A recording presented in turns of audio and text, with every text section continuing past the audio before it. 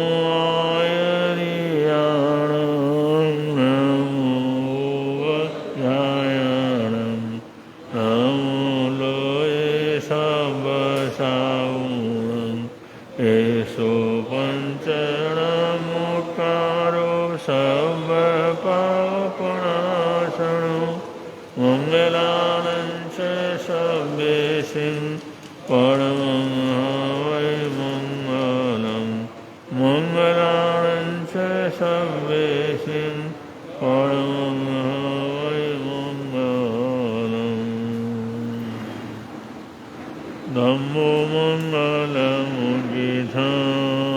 अहिंसा संयमोत्तमो देवावित्तं नमस्सन्ति यस्य धम्मे संयमो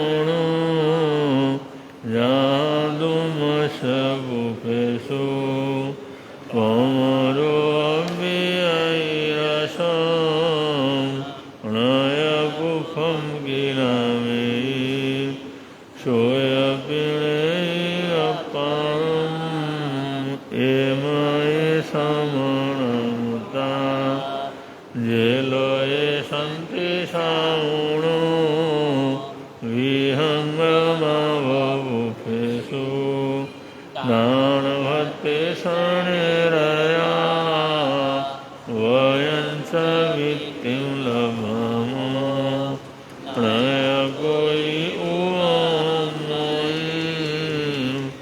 अहमयन्ते भूपेषु भमराजा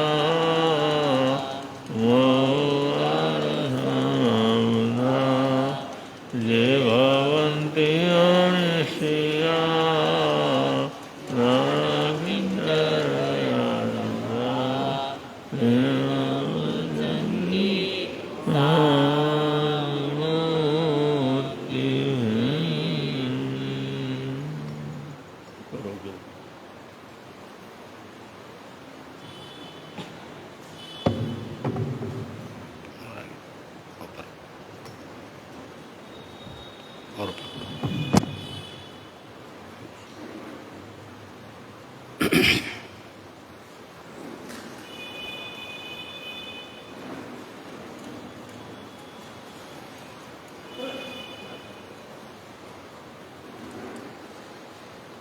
अपने जीवन के जोहरी स्वयं ही बने, क्या पता फिर ये मौका मिले ना मिले।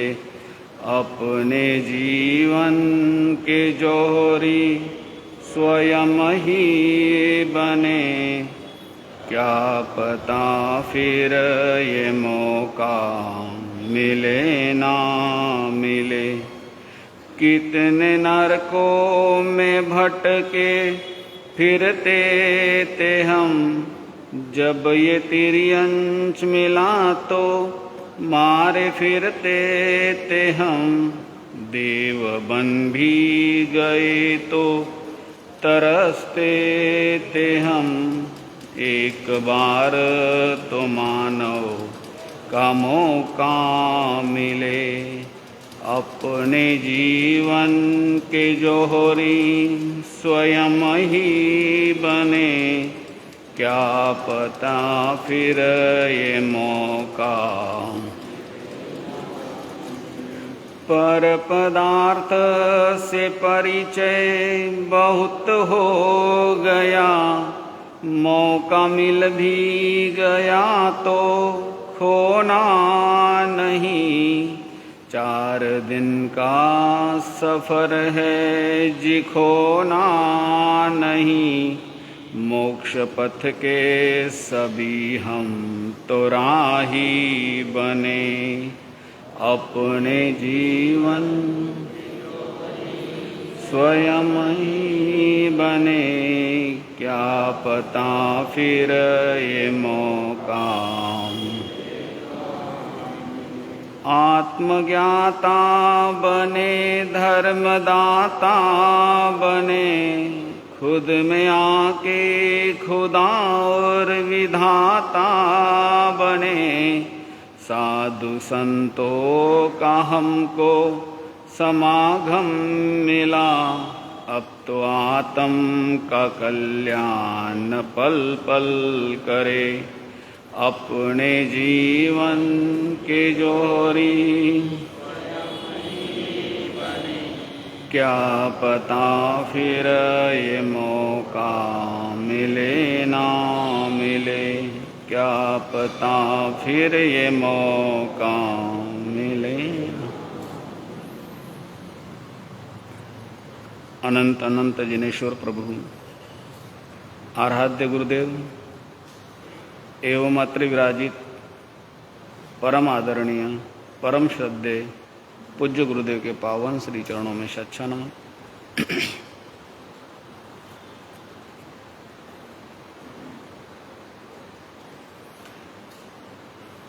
जैन कथाओं में एक कथा आती है,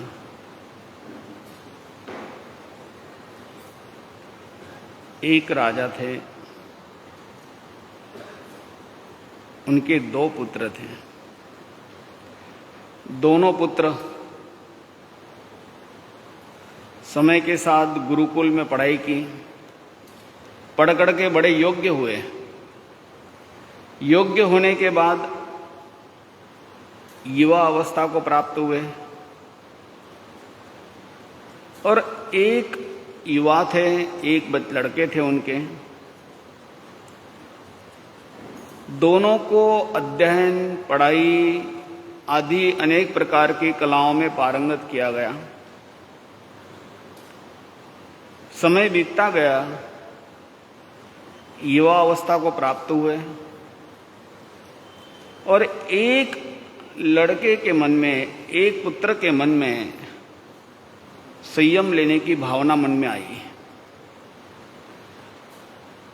कहते हैं कि पिता ने बहुत सी बातें उनसे करने के बाद जब देखा कि इसका मन संयम में जाने का है, दीक्षा लेने का है, संसार में रहने का नहीं है, राजकीय व्यवस्था संभालने का नहीं है, कहते हैं कि अच्छी उत्कृष्ट भावनाओं को देख करके पिता ने भी सहर्ष आज्ञा दे दी और कहते हैं कि समय आने के बाद उनकी दीक्षा भी हो गई।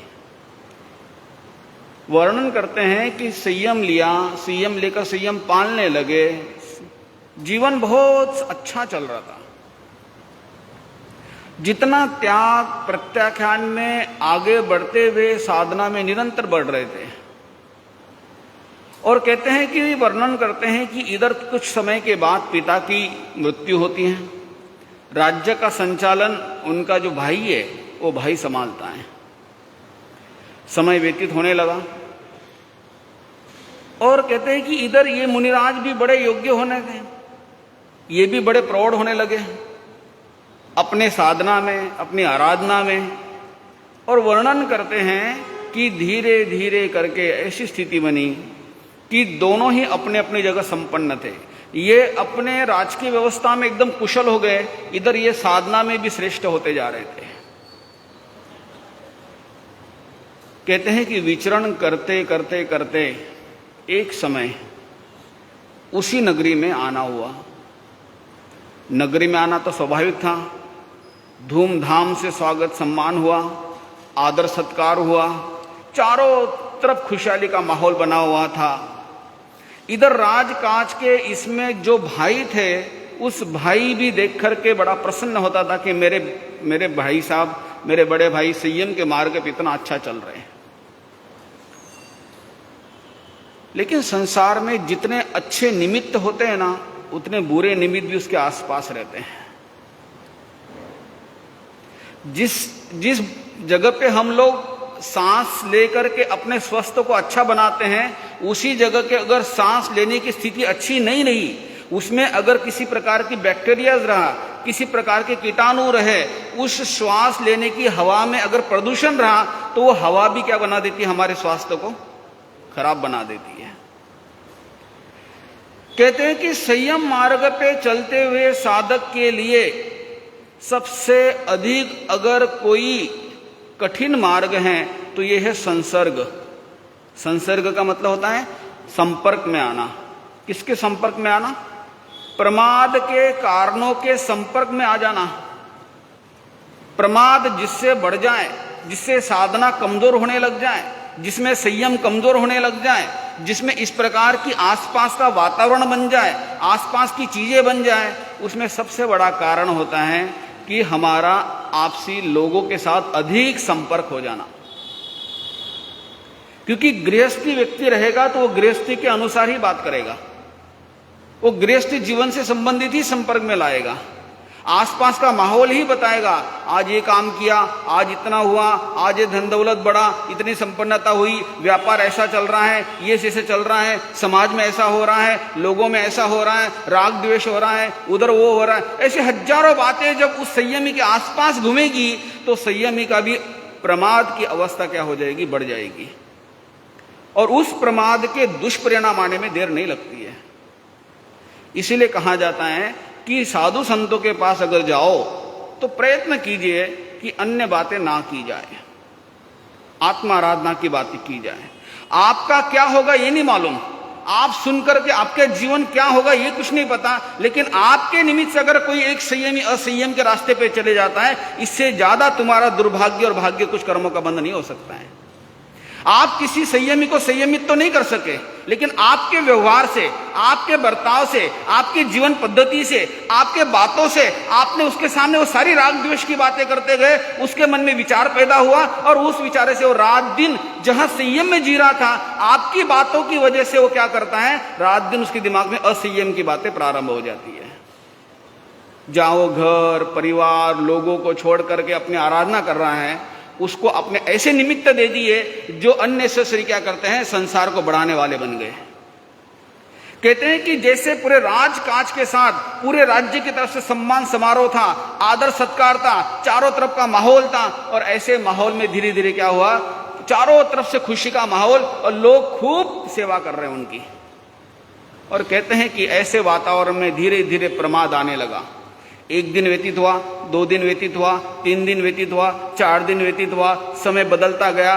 धीरे धीरे धीरे कहते हैं ऐसा हो गया कि जितना ज्यादा संसर्ग, सांसारिक क्रियाकलापों का बात, सांसारिक चीजों से संबंधित बातें हो रही है, सांसारिक संबंध की बात हो रही है, तो वहां पर उस भाई के मन में यह आने लगा कि मेरा भाई राजकाज में है, कितना सुखी है।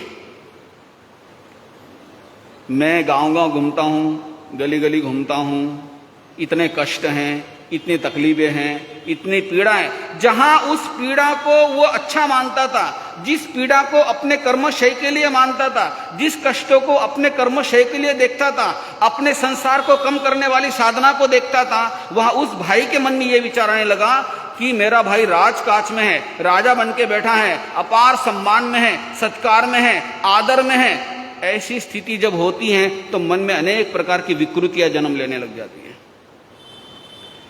इसीलिए कहा जाता है कि प्रयत्न करना चाहिए कि साधु संतों के संपर्क में राज की व्यवस्थाएं नहीं आनी चाहिए। राजकीय लोगों का आना जाना शुरू से ही कभी नहीं था। आप खुद देखिए, गुरु महाराज जी यहाँ 30-35 साल लगातार रहे, एक जयंती नहीं मनी, एक पुण्यतिथि नहीं मनी, एक कार्यक्रम नहीं होता था, एक फंक्शन नहीं होता था, सिर्फ इसके लिए कि साधना दृढ़ होती। इससे एक राजकीय व्यक्ति नहीं आता था उनके पास कभी। आप तो बहुत से पुराने लोग बैठे हैं, कभी किसी ने देखा? एक 1982 का अगर एक सम्मेलन, एक प्रवर्तक पद छोड़ दीजिए, उसके पहले में कभी भी कोई कार्यक्रम नहीं हुए।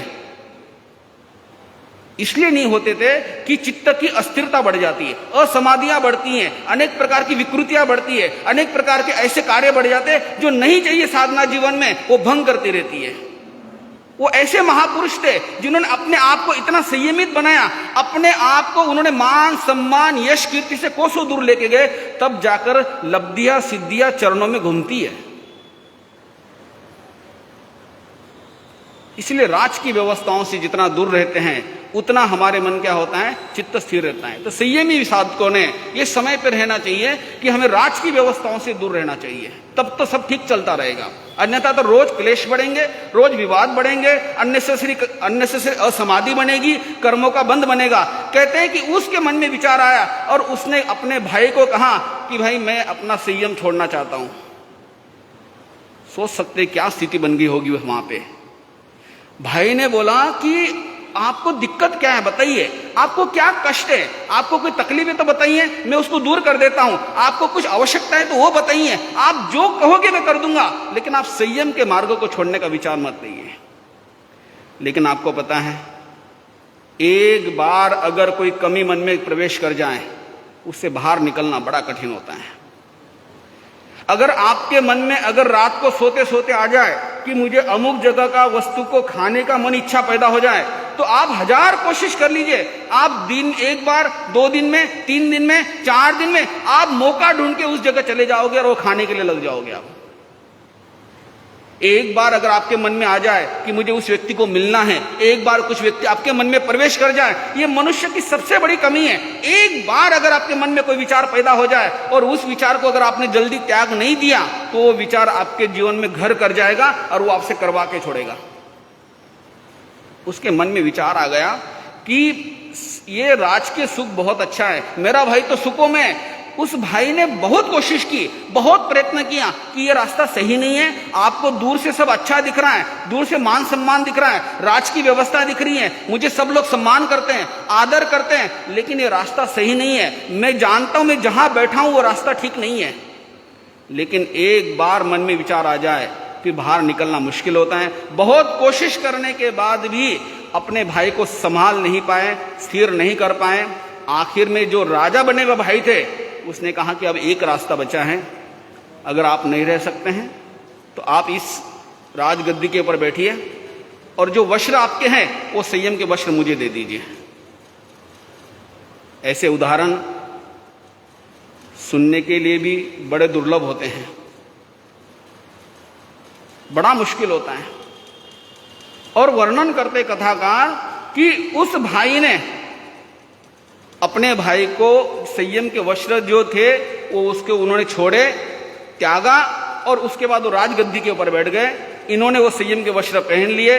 अब कहते वो वहां से तो निकल गए, अब जिन्होंने साधु जीवन छोड़ा वो तो राजा बन के बैठे हुए हैं, राज की व्यवस्था में है, सब लोग सम्मान कर रहे हैं, आदर कर रहे हैं। और आप जानते हैं जहां पर किसी प्रकार का अनुशासन नहीं है, जहां पर किसी प्रकार का रोक टोक नहीं है, वहां व्यक्ति की क्या हो सकती है, दुर्गति होने में देर नहीं लगती है। कथाकार कहते हैं ऐसी स्थिति होगी कि जहां पर अनेक प्रकार के उपभोगों में लगे, अनेक प्रकार के परिभोगों में लगे, खान पान से लेकर संसार की सारी चीजों में लगे, इतना अधिक कहते हैं कि 3 दिन के अंदर अंदर होते होते इतने बीमारी से ग्रस्त हो गए और तीसरे दिन कहते हैं कि वो मृत्यु को प्राप्त हो गए। क्या कर्मों का खेल है। कहते ना जब पाप कर्म उदय में आता है तो वो अकेला नहीं आता है, अपने साथ बहुत चीजें लेके आ जाता है। इतने वर्षों का संयम, इतने वर्षों की आराधना साधना, लेकिन जब उन वस्तुओं को भोगता है तो 3 दिन के अंदर ही शरीर की वेदना हो जाती है, व्याधि उत्पन्न हो जाती है और ऐसे कर्मों का बंध कर लेते हैं कि कहते हैं कि मर करके 7वीं नरक में जाके जन्म लेता है। 33 सागरोपम तक वहां पे रहेंगे और फिर बाहर निकल करके एक त्रियंच बनेंगे। इधर जो उनका भाई था, जो मुनि बन गया था, उसने भी 3 दिन में अपनी इतनी आलोचना करी, अपने जीवन में जो जो उनको लगा कि मैंने जीवन में राज की व्यवस्था में रहते हुए, राजा बनते हुए इतनी हिंसाएं करी, इतना अपराध हुआ, इतने युद्ध हुए, इतने मेरे गलती हुई, मैंने बहुत बार दंड दिए, किसको अपराध हुआ है, ऐसे बहुत चीजों को उन्होंने क्या किया, आलोचना करते करते करते कहते हैं 3 दिन में ही योग देखिए। इधर तीसरे दिन में वो राजा बना हुआ भाई भी जाता है और तीसरे दिन में ये मुनि बना हुआ भाई भी क्या होता है, अपना आयुष्य पूरा कर लेते हैं और मौज के कहां जाते हैं, 33 सागरोपम में जाकर के जन्म लेते हैं। सिर्फ 3 दिन में ऐसा क्या चमत्कार हो गया? ये चमत्कार होता है व्रतों का, ये चमत्कार होता है संयम का, ये चमत्कार होता है मर्यादाओं का। एक बार अगर आप मर्यादा में आ जाओ तो आपकी दिशाएं बदल जाएगी सारी की सारी। वर्षों तक राजा बन के बैठा व्यक्ति, राजकीय सुखों में रहा व्यक्ति, जहां 5 इंद्रियां डूबी पड़ी थी संसार के उपभोगों में, वहां से निकला हुआ व्यक्ति 3 दिन के अंदर ही अपने आप को इतना संयमित करके उस रास्ते पे चला जाता है कि सर्वार्थ सिद्ध विमान तक पहुंच जाता है। एक भाई 7वीं नरक में और एक भाई उच्च देवलोक में जाकर बैठता है, जो आने वाले समय में एक भव प्राप्त लेकर के जन्म मरण करके मुक्त हो जाएंगे। ये दोनों भाई का नाम क्या है? कुंडरिक और पुंडरिक। कुंडरिक तो नरक में चला गया और पुंडरिक क्या हो गया? सर्वार्थ सिद्ध जाके। ये सब चीजें किसके संबंध में होती है? उपभोग परिभोग परिमाण व्रत को अगर हमने नहीं समझा, इसके अलावा साथ में हमने अनर्थ दंडों को भी अगर हमने नहीं समझा, तो ये सारे दुष्परिणाम होने शुरू हो जाते हैं। एक एक व्रत आत्मा को विकास के लिए बने हैं। एक छोटी सी छोटी चीज भी आपकी आत्मा को श्रेष्ठ बना सकती है। आपको लगता होगा कि 3 दिन में ऐसा क्या हो गया? यही तो बात है। अगर जीवन परिवर्तन होना है, दिशा बदलनी है, कर्मों का रास्ता बदलना है, तो 1 घंटे में भी आत्मा इधर से उधर हो सकती है। अंतिम समय में सल्लेखना संथारा इसीलिए तो दिया जाता है कि भाव बदल जाए, किए गए कार्य की पश्चाताप हो जाए, गलतियों को माफ किया जा सके, हम अपराध अपने जो किए उसको क्षमा याचना कर सके। इसलिए अंतिम समय में सल्लेखना की बात लाई जाती है। इसलिए कहते एक एक व्रत को अगर आपने देखा है कि अहिंसा व्रत से लेकर के अपरिग्रह व्रत तक, इन 5 व्रतों में तो हमने क्या कर लिया? आप लोगों ने मर्यादा के बारे में समझा था, लेकिन इसकी मर्यादा भी कहां? दिशा परिमाण व्रत के द्वारा और अच्छी बनाई। उपभोग परिभोग परिमाण व्रत में हम और कम कर लिया। अब कहते हैं कि 8वां जो अनुव्रत है, अनर्थ दंड, इन 12 व्रतों में 8वां अनुव्रत बहुत ही अधिक महत्वपूर्ण माना जा सकता है। आपको लगता होगा मैं हर एक व्रत को बहुत महत्वपूर्ण बोल रहा हूं। जब जब आप इसको पढ़ोगे, जब जब आप इसको समझोगे, जैसे जैसे आप इसको जानोगे, आपको ऐसा लगेगा जैसे एक घेरे के बाद दूसरा घेरा है, दूसरे घेरे के बाद तीसरा घेरा है। जैसे आजकल आप देखते हैं ना, सिक्योरिटी होती है, पहले एक पर्सनल सिक्योरिटी होती है, फिर उसके बाद कमांडो की सिक्योरिटी होती है, जैसे पीएम वगैरह को होती है, राष्ट्रपति को होती है, बड़े बड़े व्यक्तियों की होती है। उसके बाद बाहर का होता है एक सिक्योरिटी, उसके बाद स्थानीय पुलिस होती है, 4 सिक्योरिटी होती है। उसको पार करके कोई सामान्य आदमी अंदर नहीं पहुंच सकता है। इसी तरीके से जो संसार के कर्म बंध के कारण है, जो आश्रव के कारण है, उसके लिए हम क्या करते? एक एक घेरा लगा रहे हैं। 5 अनुव्रतों का एक घेरा हो गया। उसके बाद दिशा परिणाम से हमने क्या कर दिया? मर्यादा कर दी। उसके बाद उपभोग परिभोग से हमने एक मर्यादा कर दी। और अनर्थ दंड को लेकर के हम समझ रहे हैं कि अनर्थ दंड का अर्थ होता है, 2 शब्द हैं, अनर्थ और दंड। अनर्थ का अर्थ होता है निष्प्रयोजन, बिना कारण के, बिना प्रयोजन के, बिना आवश्यकता के। और दंड का अर्थ होता है हिंसा। अनर्थ दंड का अर्थ होता है बिना प्रयोजन के हिंसा करना, निष्प्रयोजन हिंसा करना, बिना आवश्यकता की हिंसा करना। अब देखिए, हिंसा तो होगी, ये बात तो आप मान के चलिए, है ना? चाहे एक इंद्रिय की होगी, कई बार व्यापार करते हुए बेइंद्रिय की होगी, खेती आदि करते हुए तेंद्र चौरेंद्र की होगी, अनेक प्रकार के अविवेक के कारण से पंचेंद्रिय की भी हो जाएगी।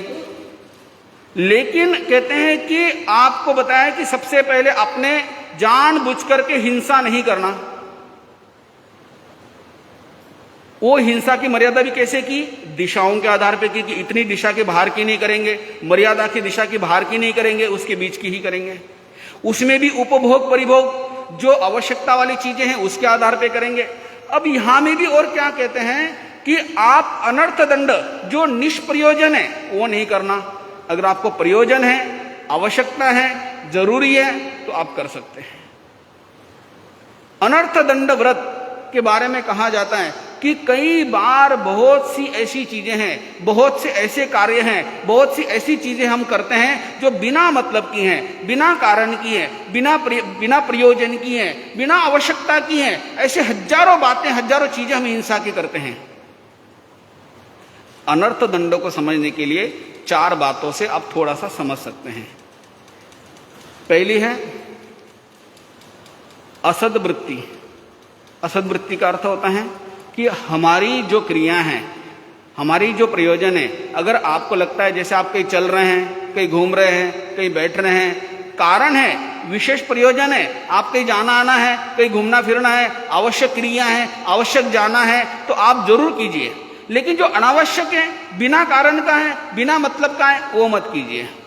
जैसे आप बगीचे में घूम रहे हैं, आप घूम सकते हैं, आप पार्क में इधर उधर जा सकते हैं, आप जा सकते हैं, लेकिन जाते हुए पेड़ के पत्तों को तोड़ रहे हैं, फूल को तोड़ रहे हैं, इधर उधर घास को तोड़ रहे हैं, आप किसी को बता रहे हैं, किसी को कह रहे हैं, ये सब चीजें आप नहीं करना, जो आपके लिए आवश्यक नहीं है, आपके लिए जरूरी नहीं है। जैसे कोई फल है, फल पका हुआ है, वो तो ठीक है, लेकिन कच्चे फल को कोई मतलब ही नहीं है। आप खाली बैठे हुए हैं, पत्थर ले रहे हैं, पत्थर से वस्तुओं को मार रहे हैं, उसको फेंक रहे हैं, उसके ऊपर डाल रहे हैं, या जैसे चींटियों की लाइन चल रही है, चींटियों की लाइन को इधर उधर कर रहे हैं, अननेसेसरी, बिना प्रयोजन के आप जो कार्य करते हैं, ऐसे छोटी छोटी चीजें बहुत सी हैं जो आपको अनावश्यक हैं, बिना प्रयोजन की हैं, वो भी आपको नहीं करनी चाहिए। यह अनर्थ दंड व्रत आपको बताता है। प्रमाद चरित्र कहते हैं। दूसरा, प्रमाद चरित्र में आता है कि आप प्रमाद पूर्ण कार्य मत कीजिए, आप मद पूर्ण कार्य मत कीजिए, जिसमें आप बिना सोचे समझे काम मत कीजिए। जैसे इसको ही दूसरा नाम आप यत्ना शब्द करके समझ सकते हैं। यत्ना उसे कहते हैं कि विवेक पूर्ण करना। कैसे? जैसे बहनें हैं, घर में अपना भोजन वगैरह बनाती हैं, तो सबसे पहले प्रातःकाल जब उठते हैं तो सबसे पहले जो गैस वगैरह हैं, जहां पर आसपास चीजें हैं, वहां देखना कि चींटियों की लाइनें तो नहीं पड़ी हैं, कहीं कचरा रात को पड़ा था, खाने पीने की कोई चीजें तो नहीं पड़ी थी, उसकी वजह से एकदम ये सब चीजें तो नहीं है। बेसिंग को देख लेने का, सुबह से लेकर कीड़े मकोड़े तो बहुत अंदर आ तो नहीं गए, कॉकरोच तो नहीं आ गए, पानी डाल दोगे, या गर्म पानी जो डालते हैं वो गर्म पानी सीधा नहीं डालना, उस गर्म पानी को एक दूसरे बॉल में रख करके जब वो ठंडा हो जाए तब बेसिंग में उसको डालना। ये छोटी छोटी यत्नाएं हैं सारी की सारी। जैसे आप कोई चीजें धो रहे हैं, दाल धो रहे हैं, या मसूर विशेष करके जो बंद रहता है उसमें कीड़े हो सकते हैं, उसको देख करके करना, उसको ध्यान देख के करना है, अच्छे प्रकाश में देख के करना, ये सब चीजें यत्न कहलाती हैं। ये अगर आप में अगर थोड़ी प्रमाद कम है, विवेक है, तो ये क्या है, ये अनर्थ दंड से आप बच जाओगे।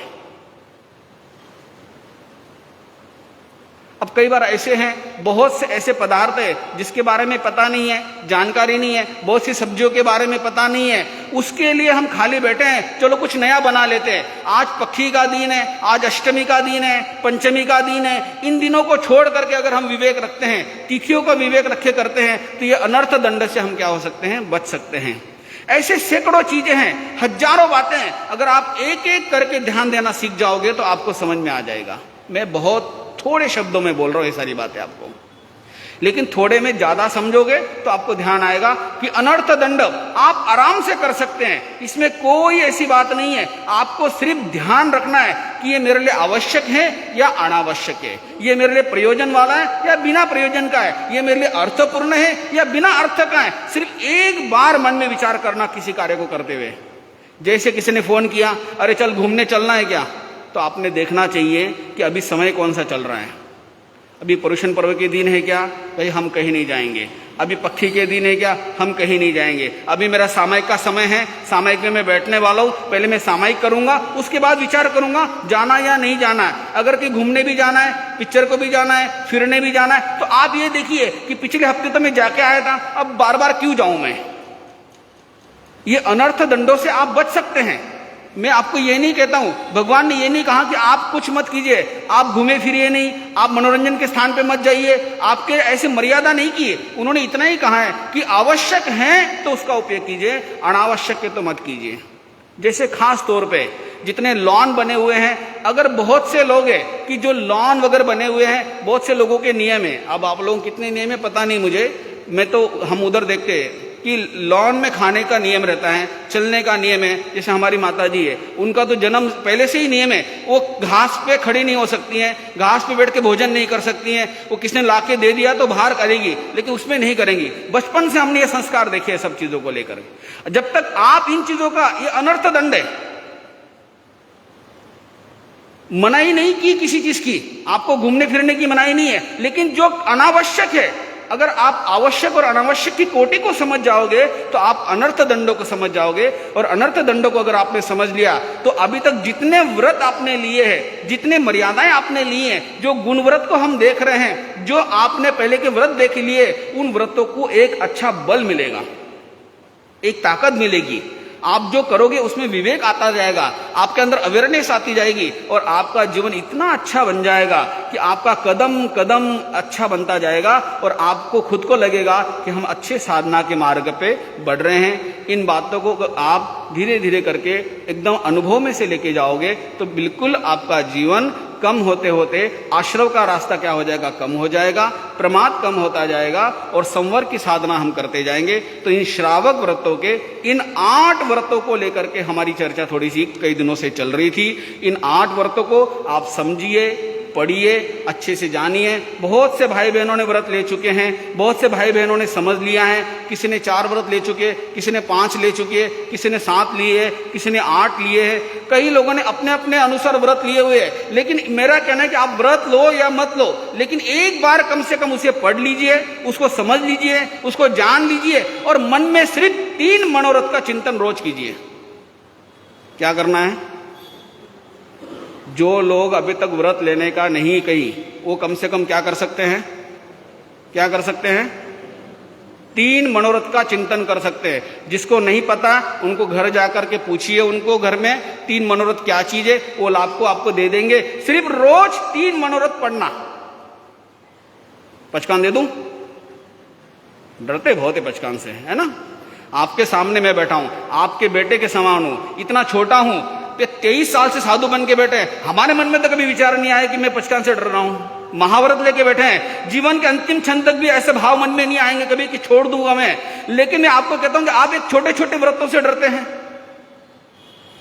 आप अच्छे कुलों में से हो, अच्छे परिवारों से हो, तो मैं तो इतना ही कहूंगा कि व्रत लो या बाद में लो, लेकिन 3 मनोरथ का पहले चिंतन करो। जब चिंतन करोगे तो मन में भाव आएंगे, भाव आएंगे तो उसमें आप आगे बढ़ पाओगे। इन बातों का अगर जीवन में आ लोगे तो निश्चित आनंद आएगा। आज इतना ही। ओम शांति।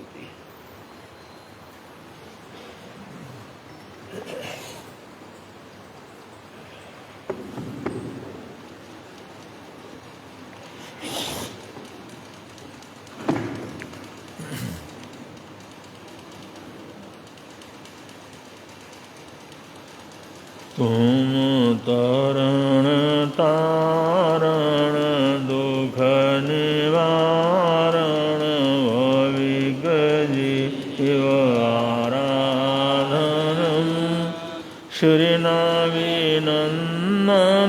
जगत वंदन ऋषभदेव जिनेश्वरम जगत भूषण विगत दूषण प्रणव प्राण निरूपकम ध्यान रूप अनूप उपमं नमो सिद्ध निरंजनम तुम मुक्तिदाता परमघाता दीनयानी दया करो सिद्धार्थ नंदन जगत वंदन महावीर जिनेश्वरम ध्यान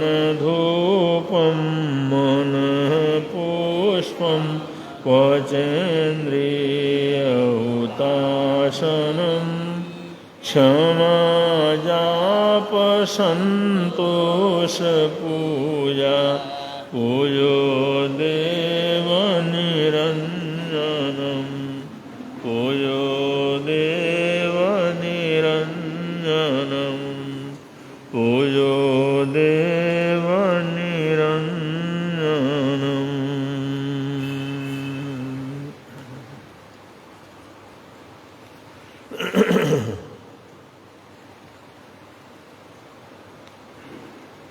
आगम स्वाध्याय करते हैं तो जगह जगह पर ये प्रकरण आते हैं।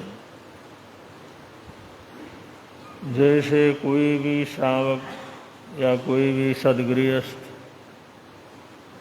या कोई भी साधक जब भगवान महावीर स्वामी के समक्ष जाता है, कुछ पूछता है या कुछ वहाँ पर सत्संग करने की प्रेरणा लेकर के जाता है, तो प्रभु परमात्मा 6 द्रव्य, 9 तत्वों और साध्वाचार और श्रावकाचार का उपदेश देते हैं। ये संसार क्या है, इसका सार संक्षेप क्या है और उससे संसार का ये सारा जंजाल कैसे तैयार हुआ है और इस जंजाल से निकलने का रास्ता कौन है, वह ये 3 चीज़ें आने वाले जिज्ञासुओं को प्रदान करते हैं। जो द्रव्य हैं वो संसार के मूल में है और 9 तत्व के अंदर उन द्रव्यों से तैयार होने वाला सारा जंजाल जो मनुष्य, त्रियंच, नरक और देवता के रूप में होता है, सारी दुनिया, सारा जगत, ये सब 9 तत्व का एक जंजाल है। और इसका मूल जो है बीज तत्व है, द्रव्य, जिनको 6 द्रव्य के रूप में माना जाता है। अब इस जंजाल के अंदर कोई दुखी है, कोई सुखी है, कोई प्रसन्न है, कोई अप्रसन्न है। तो ये जंजाल किस तरह से दूर किया जा सकता है, किस तरह से कम किया जा सकता है, क्या करना चाहिए, क्या नहीं करना चाहिए, ये सब श्रावकाचार और साध्वाचार के अंतर्गत आता है। जब ये बातें वीतराग भगवंत अपने मुखारविंद से फरमाते हैं तो हर सुनने वाले के मन में कुछ न कुछ कर गुजरने की भावना पैदा होती है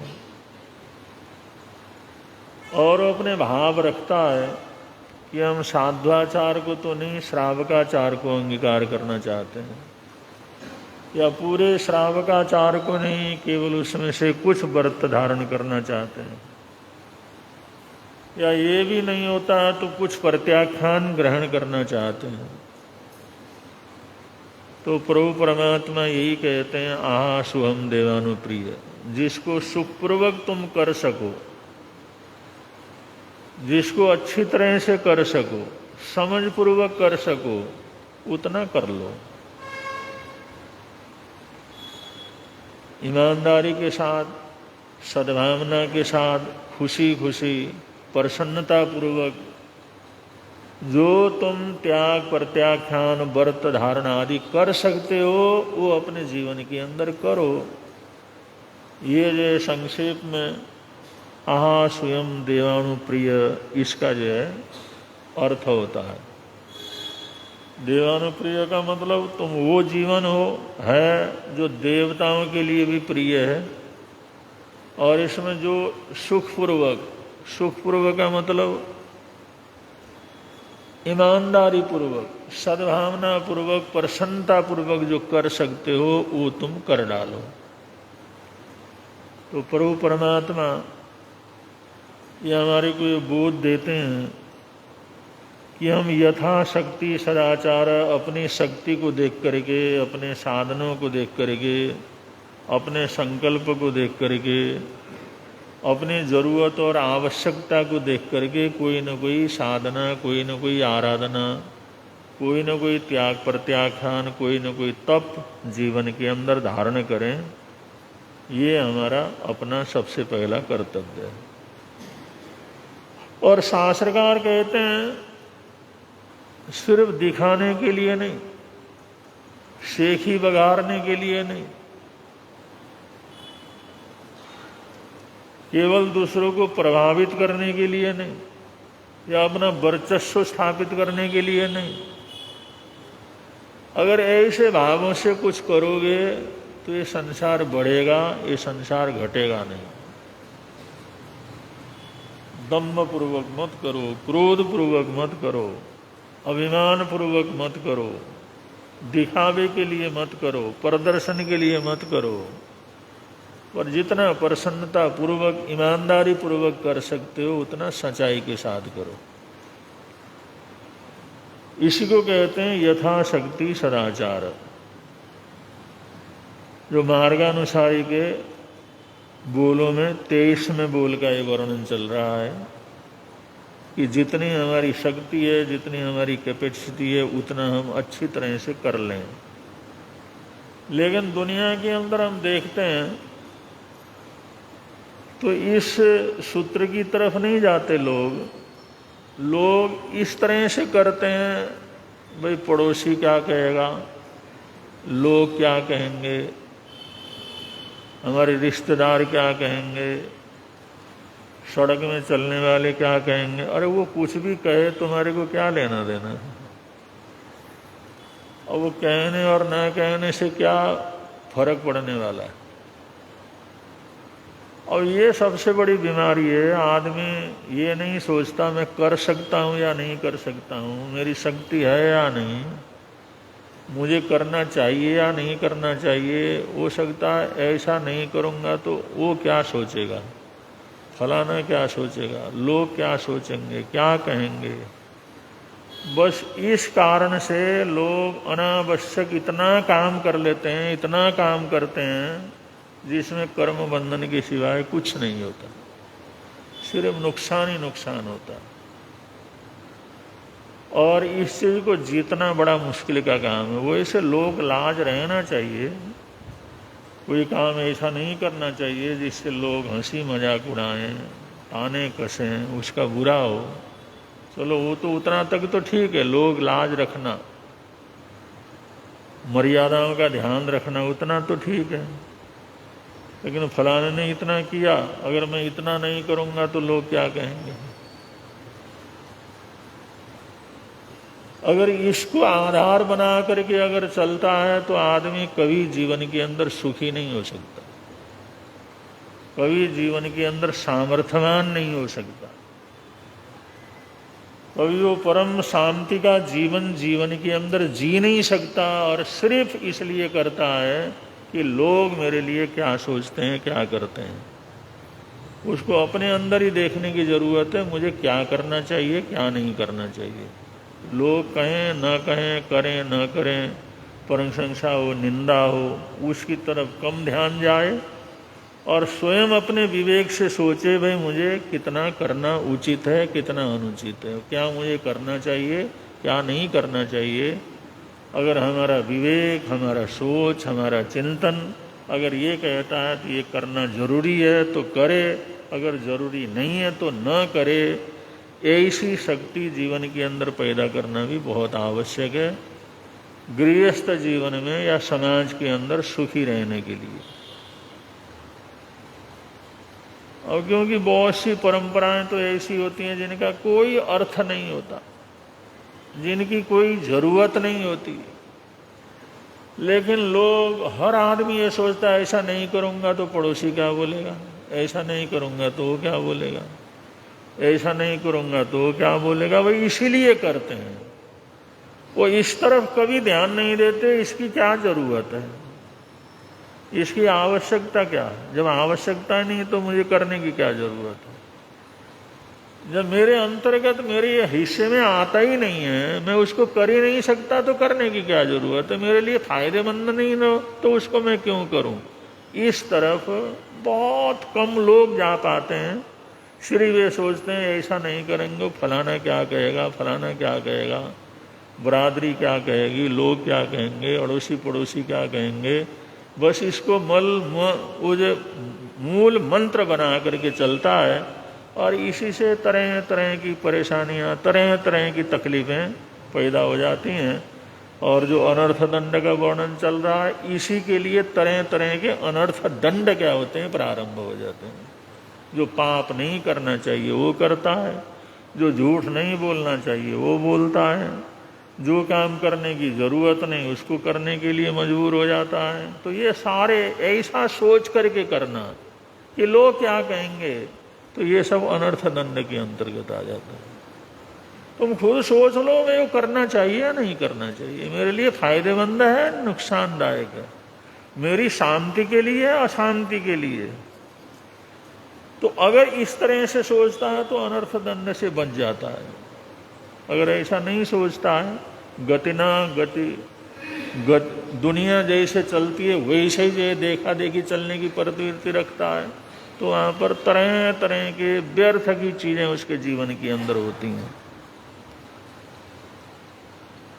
और जैसे बच्चे का जन्म होता है या उसके कुछ कार्यक्रम होते हैं, कुछ संस्कार होते हैं, और आदमी मर जाता है तो उसके मृत्यु महोत्सव वगैरह होते हैं।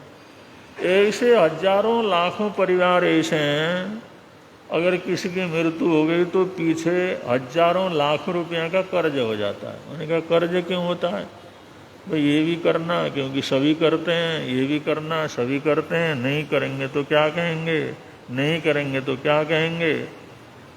और उस वजह से तरह तरह की ऐसी परंपराएं शुरू हो जाती हैं, जिन परंपराओं की वजह से समाज के अंदर तरह तरह की परेशानी पैदा होती है। तो उनको दूर करने के लिए समाज सेवक सामने आते हैं, उसी को दूर करने के लिए कुछ संघर्ष करने वाले सामने आते हैं, सही चीज़ सामने रखते हैं, फिर उस सही चीज़ का प्रचार प्रसार करते हैं, और करते हैं तो वो परेशानियाँ दूर हो जाती हैं। तो यही काम करने के लिए शास्त्रकार कहते हैं सिर्फ दुनिया को देख करके मत करो, जो ज़रूरत हो उसको करने का प्रयत्न करो। ओ गुरु महाराज एक कहानी सुनाया करते थे। दो जने चले जा रहे थे, साथ साथ में गधा चला जा रहा था, गधे को लेकर के जा रहे थे। आगे जैसे गए, गर्मी का मौसम था, कुछ बहनें थीं, वो आपस के अंदर कहने लगी देखो भाई कितने बेवकूफ़ लोग हैं, साथ में सवारी है लेकिन ये पैदल पैदल पैर तुड़वा रहे हैं। दुनिया में मिलता सब कुछ है, भगवान देता है, लेकिन प्रयोग करना नहीं करना लोगों को नहीं आता। अब अच्छा भला गधा दे दिया है, वो साथ में चल रहा है तो उसकी सवारी कर लो। दुनिया में बड़े नासमझ लोग हैं, बड़े बेवकूफ़ लोग हैं, उनको समझ में नहीं आता क्या करना क्या नहीं करना। सवारी है तब भी पैदल ही पैर तुड़वा रहे हैं। वो सोचने लगे भाई ये तो बड़ी बुरी बात है, लोग ऐसा कह रहे हैं। तो बेटा कहने लगा बापू तुम बैठ जाओ इसके ऊपर, तुम बैठ जाओ मैं चलता हूँ। उन्होंने कहा नहीं नहीं बेटा मैं तो चल लेता हूँ, ऐसी कोई बात नहीं, तुम बैठ जा। तो लेकिन ये उसने कहा नहीं आप बैठो, आपकी उम्र भी, आप बैठो। अब लोग कहते हैं ऐसा मजाक करते हैं तो अच्छा नहीं है, आप बैठो मैं चलता हूँ। पिताजी को चढ़ाया गधे के ऊपर, जो भी उसके पास टट्टू था उसके ऊपर, खुद पैदल चलने लगा। उधर से कुछ लोग और निकल रहे थे, तो कहना देखो भाई देखो कलयुग कैसे आगे आए।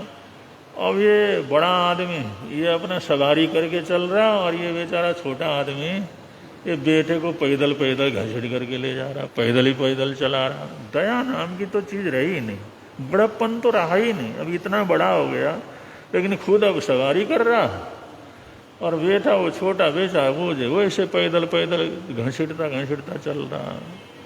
वह जमाना बदल गया, बड़े तो हो गए लेकिन बड़प्पन नहीं आया कुछ भी। उन्हें सोचा है तो बड़ी मुसीबत हो गई, वो नीचे उतर गया। उन्होंने कहा मैं तो नहीं बैठता इसके ऊपर। अब बैठो तो मुसीबत, नहीं बैठो तो मुसीबत।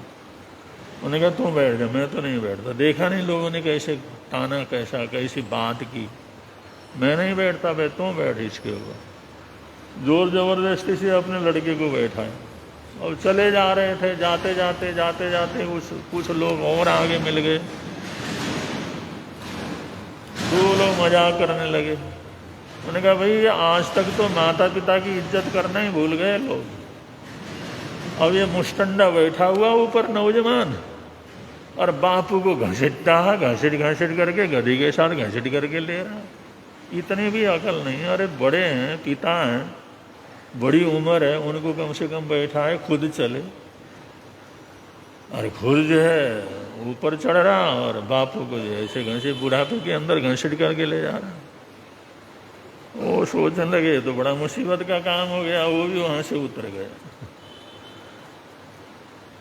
और सोचने लगे वैसे पैदल चलें तो मुसीबत, बेटा चढ़े तो मुसीबत,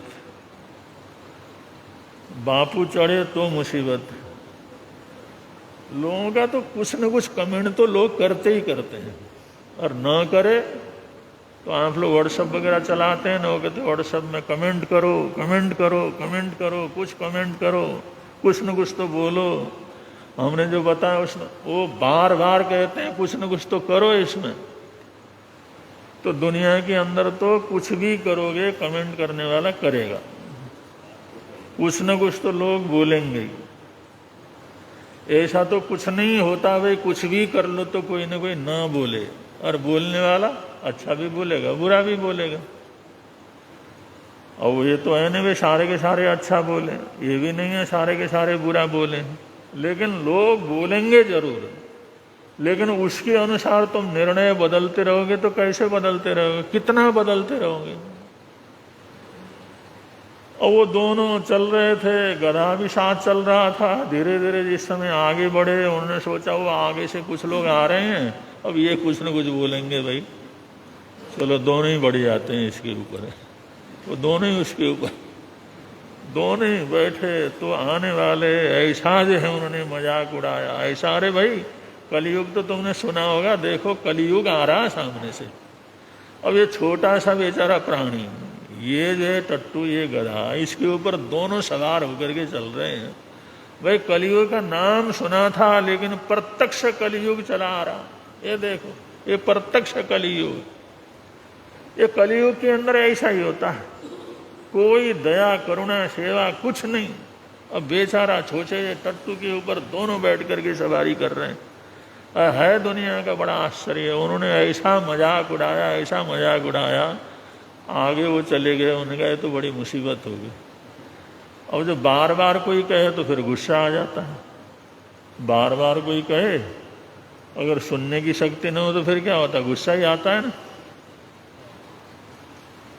अगला कुछ न कुछ बोलता रहे, कुछ न कुछ टोन कसता रहे, और अपने को उसको बर्दाश्त करने की ताकत न हो तो क्या आएगा वहां पर, गुस्सा ही आएगा। गुस्सा आएगा तो अपने सिर के ऊपर मारेगा या जो चिल्लाएगा। तो उनको ऐसा गुस्सा आया, उन्होंने आगे देखा नहर आ रहा है, वो गधे को पकड़ करके नहर में फेंक दिया। उन्होंने कहा इससे तो बड़ी मुसीबत हो गई, ये क्या लेकर के आए। वैसे मजाक के पात्र बन गए, दुनिया जीने नहीं देती। और नुकसान किसका हो गया, बोलने वाले का नुकसान थोड़ी हो, कमेंट करने वालों का नुकसान थोड़ी हो, जो आए गए थे उनका नुकसान थोड़ी हो। अरे नुकसान तो उनका ही हुआ जो दुनिया के लिए वो लोग क्या कहेंगे यही सुनता सुनता चलता है, अपनी अकल से कुछ नहीं करता। अरे थोड़ी देर बापू चढ़ लेता, थोड़ी देर बेटा चढ़ लेता, थोड़ी देर वैसे ही चला लेते, और उसमें क्या है। अबे कहने वाले कहते रहते हैं, भगते रहते हैं, तो हमारी चीज़ है, हम चाहे जैसे वर भी कर लें, हमारी चीज़ है, हम प्रयोग करें, हमारे अंदर भी सारी समझ है। अगर थोड़ी समझदारी रखते तो उसमें क्या तकलीफ थी, सवारी भी हो जाती, आराम भी हो जाता, बारी बारी से चढ़ करके चल सकते थे। जब लगे भाई उस बेचारे को तकलीफ हो रही, पैदल ही चल सकते थे। अगर कोई बोले तो बोलने दो भाई, उसमें क्या जाता है। लेकिन लोग बस यही करते हैं, दुनिया क्या बोलती है बस उसके हिसाब से चलो। तो उसमें सिर्फ नुकसान के सिवाय कुछ नहीं होता, नुकसान के सिवाय कुछ नहीं। इसलिए मार्गानुसारी जितने होते हैं वो विवेकवान होते हैं, समझदारी उनके अंदर होती है, क्या छोड़ना है, क्या ग्रहण करना है, क्या त्यागना है। अब ये चीज़ें अगर अच्छी तरह से आदमी समझे, समझदारी रखे, और कोई भी दुनिया की बात को सुनने की ताकत रखे, और सुनने के बाद उस सुने के अनुसार ही निर्णय न करे, बल्कि अपने विषय विवेक से निर्णय कर ले कि मैं जो कर रहा हूँ वो ठीक कर रहा हूँ या गलत कर रहा हूँ, ये जो मैं कर रहा हूँ ये धर्म का है अधर्मपूर्ण है, ये सही है या गलत है, ये इंसानियत के हिसाब से है या नहीं है? अगर खुद ही निर्णय करे तो फिर दुनिया कुछ भी करती रहे, उसमें कोई फर्क नहीं पड़ता। भाई हम जैसा उचित समझते हैं करते हैं। हमारे को भी भगवान ने बुद्धि दी है, समझ दी है, हम भी पढ़े लिखे हैं, हमने भी दुनिया को देखा हुआ। जो हमारे को उचित लगेगा वो करेंगे, जो हमारे हित का रहेगा वो करेंगे। कोई दुनिया कहेगी उसके अनुसार थोड़ी चलेंगे। आदमी के आत्मविश्वास पैदा हो जाता है, दृढ़ता पैदा हो जाती है, विवेक और प्रज्ञा पैदा हो जाती है, और विवेक प्रज्ञा पैदा हो जाती है तो दृढ़ रहता है वो। इसलिए प्रभु परमात्मा कहते हैं जो समझदार लोग होते हैं वो धर्म को अपनी प्रज्ञा से परख करके क्या करते हैं, स्वीकार करते हैं। अगर दुनिया कुछ भी कहे, लेकिन जो सही है उसको सही रूप से स्वीकार करके चलने की ताकत होती है। तो ऐसे ही लोग अपने जीवन के अंदर अपने साधनों का सदुपयोग भी कर सकते हैं, सुख शांति से रह भी सकते हैं, और अपने जीवन की जो बेमतलब की परेशानियां, बेमतलब के कर्म बंधन है, बेमतलब का वातावरण है, उससे भी अपने को बचा करके रख सकते हैं। ऐसा करने वाला यथाशक्ति सदाचार, ये 23वें बोल के अंदर शास्त्रकारों ने यहाँ पर बताया हुआ है। सिर्फ देखा देखी करने वाला, सिर्फ किसी के कहने के ऊपर करने वाला, अपने दिमाग से कोई निर्णय न लेने वाला कभी सुखी नहीं रह सकता। अगर बहुत बार ऐसा होता है मैं हम निर्णय नहीं कर सकते, तो अच्छे समझदार लोगों से सलाह ले लो, अच्छे लोगों के संपर्क में रहो, जो सही हैं, अच्छी तरह से समझने वाले हैं, अच्छी तरह मार्गदर्शन देने वाले हैं, उनके पास जाकर के मार्गदर्शन ले लो, और वो जो मार्गदर्शन करें उसके अनुसार अपनी जिंदगी को चलाओ। इस तरह धर्म से और धर्मात्माओं से जुड़ करके चलने वाला जो व्यक्ति है, वही व्यक्ति जो जीवन में सार्थकता को प्राप्त कर सकता है। और उसी के ये बोल मार्ग अनुसारी के चल रहे हैं। 23वां बोल आज आप लोगों ने सुन लिया है। आगे के जो कुछ बोल हैं उसका विवेचन समय समय पर आप लोगों के समक्ष आएगा, और आगे आने वाले पुरुषण पर्व की जरूर आप लोग तैयारी करें, और जितना भी कर सकते हैं, जितना समय का सदुपयोग करते हैं, जो कुछ कर गुजर सकते हैं वो करने का प्रयत्न करना चाहिए। और ऐसे ही प्रेरणा अपने घर में, परिवार में सब लोगों को देना चाहिए। सुबह की प्रार्थना में लाभ ले सकते हैं, प्रवचन के अंदर लाभ ले सकते हैं, क्लासों के अंदर लाभ ले सकते हैं। वो नहीं हो तो दोपहर के अंदर जो है कल्पसूत्र की वाचना में लाभ ले सकते हैं। वो भी न हो तो कम से कम प्रतिक्रमण के अंदर तो लाभ ले ही सकते हैं। और प्रतिक्रमण की परंपरा हमारी तरफ बहुत कम है, लेकिन दक्षिण भारत में, पूरब भारत के अंदर प्रतिक्रमण की अद्भुत परंपरा है। कलकत्ते के अंदर हमारा चतुर्मास था, और कलकत्ते में चतुर्मास जो शाम को प्रतिक्रमण करने के लिए आने वाले लोग सारे सफ़ेद कपड़ों में आते हैं, और कोई पौड़िया या कमरा या नीचे या हॉल, कोई जगह ऐसी नहीं बचती जहाँ पर प्रतिक्रमण करने वाले न बैठते हैं।